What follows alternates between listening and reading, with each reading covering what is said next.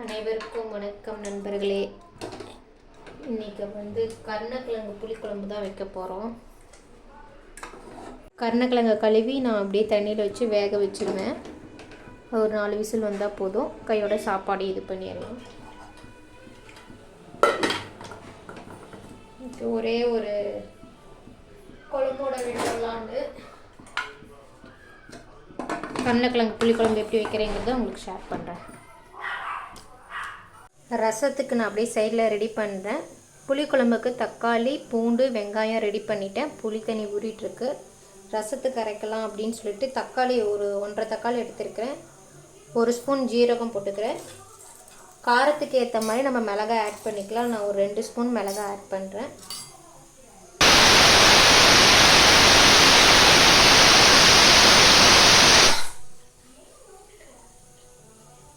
ஒரு பல்லு பூண்டு அப்படியே போட்டுக்கிறேன். ஸோ சாப்பாடு ரெடி ஆயிடுச்சு, கருணக்கிழங்கும் ரெடி ஆயிடுச்சு. ஸோ நம்ம இதெல்லாம் ரெடி பண்ணிட்டோம் அப்படின்னா அடுத்து குழம்பும் ரசமும் வைக்கிறது தான். ரசத்துக்கும் குழம்புக்கும் அப்படியே ரெடி பண்ணிக்கலாம். நான் இப்போ ரசத்துக்கு அப்படியே தாளிப்புக்கு எண்ணெய் ஊற்றிக்கிறேன். கடுகு போட்டுக்கலாம், சீரகம் போட்டுக்கலாம்.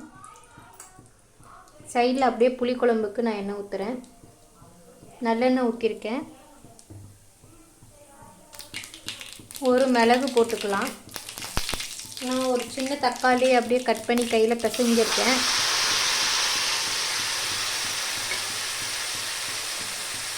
ஏன்னா கொஞ்சம் அது வதங்க லேட் ஆகும், அதனால் அது வதங்கட்டும்.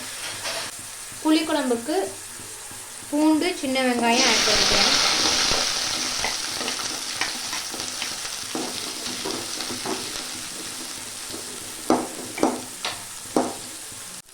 அரைச்சி வச்ச பேஸ்ட்டை ரசத்துக்கு ஊற்றிக்கலாம்.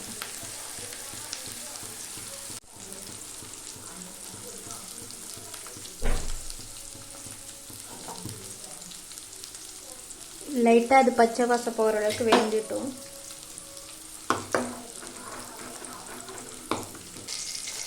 புளிக்குழம்புக்கு அப்படியே 1 ஸ்பூன் வெந்தயம் போட்டுக்கலாம். இதுக்கு புளி தண்ணி அப்படியே ஊற்றிக்கலாம். நான் வேணுங்கிற அளவுக்கு தண்ணி கலந்துட்டேன். தக்காளி ஆட் பண்ணிக்கலாம் புளிக்குழம்புக்கு.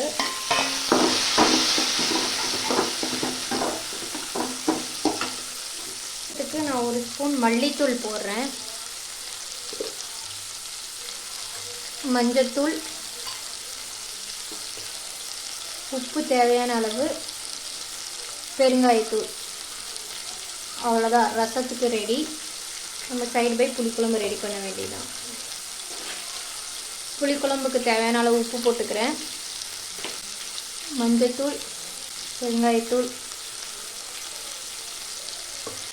மல்லித்தூள் 1 ஸ்பூன் ஆட் பண்ணிக்கிறேன். காரத்துக்கு மிளகாத்தூள் ஆட் பண்ணிக்கிறேன். காரத்துக்கு ஏற்ற மாதிரி ஆட் பண்ணிக்கோங்க.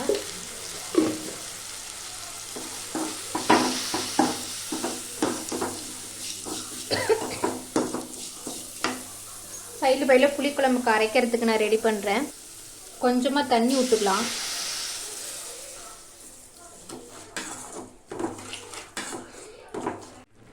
புளிக்குழம்புக்கு அரைக்கிறதுக்கு தேங்காய் காமூடி எடுத்துக்கிட்டேன். அது கூட ஒரு சின்ன தக்காளி ஒன்று ஆட் பண்ணிக்கிறேன். ஒரு தக்காளி, கொஞ்சமாக ஒரு கைப்பிடி நிலக்கடலை, 1 ஸ்பூன் சீரகம் ஆட் பண்ணிக்கிறேன். புளிக்குழம்புக்கு தேங்காய் காமூடி, ஒரு சின்ன தக்காளி, கொஞ்சோண்டு நிலக்கடலை, சீரகம் போட்டு அரைச்சி எடுத்துக்கலாம். ரசம் கொதி வந்துருச்சு. ஸோ ரசம் அடுப்பை ஆஃப் பண்ணிடலாம். அரைச்சி வச்ச பேஸ்ட் அதில் ஊற்றிக்கலாம். ஏன்னா நமக்கு காய் வெந்துருச்சுங்கும் போது நமக்கு இதோட வேலை மட்டும்தான். காயை போட்டோம்னா வேலை முடிஞ்சிடும். லைட்டாக ஒரு கொதி வரட்டும். புளி தண்ணி ஊற்றிக்கலாம்.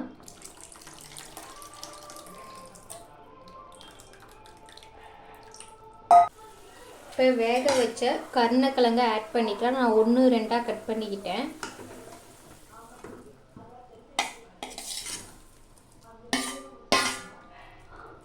கொஞ்சம் கருணக்கிழங்குல இந்த காரம், உப்பு எல்லாம் இறங்கணும். அதனால் லைட்டாக ஒரு கொதி விட்டால் போதும். ஆனால் கருணக்கிழங்கு வெந்திருக்குங்கிறனால குழஞ்சிரும்.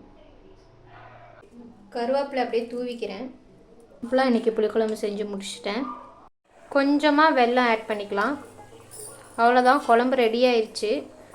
லைட்டாக ஒரு கொதி ஆஃப் பண்ணிடலாம்.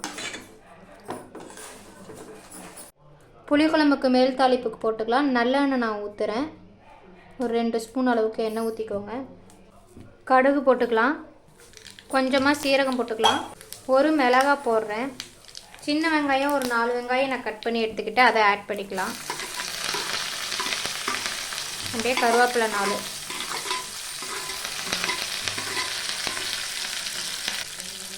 வெந்தயமும் கடுகும் அரைச்சி வச்ச பொடி இதுதான். இது டேஸ்ட்டு தூக்கி கொடுக்கறது. ஸோ இந்த பொடியை ஆட் பண்ணிக்கலாம். அவ்வளோதான். இது ப்ரௌனிஷ் கலரில் வந்ததும் இது பண்ணி எடுத்து ஊற்றினோம்னா மேல் தாளிப்பு ரெடி. குழம்பு டேஸ்ட்டும் சூப்பராக இருக்கும். ட்ரை பண்ணி பாருங்கள். ப்ரௌனிஷ் கலர் மாறிடுச்சு. எடுத்து மேல் தாளிப்பு ஊற்றிக்கலாம். குழம்பு ரெடி ஆயிடுச்சு. சாமிக்கு வச்சுட்டு சாப்பிடலாம். இன்றைக்கி மதிய லஞ்சு சுட சுட சாதம். இன்றைக்கி பொரியல் எதுவும் செய்யலை. ஸோ அதனால் பொரியல் கிடையாது. ஸ்நாக்ஸ் இருக்குது, என்ன தொட்டு சாப்பிட்டுக்கலான்னு சொல்லிட்டு விட்டுட்டேன். கருணக்கிழங்கு புளி குழம்பு,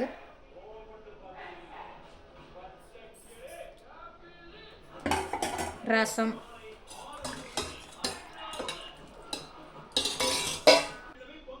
வாங்க சாப்பிடலாம். இந்த மாதிரி சிம்பிள் விலாக்ஸ் பார்க்கணும் அப்படின்னா என்னோடய சேனலை ஃபாலோ பண்ணுங்கள், லைக் பண்ணுங்கள், கமெண்ட் பண்ணுங்கள். தேங்க்யூ.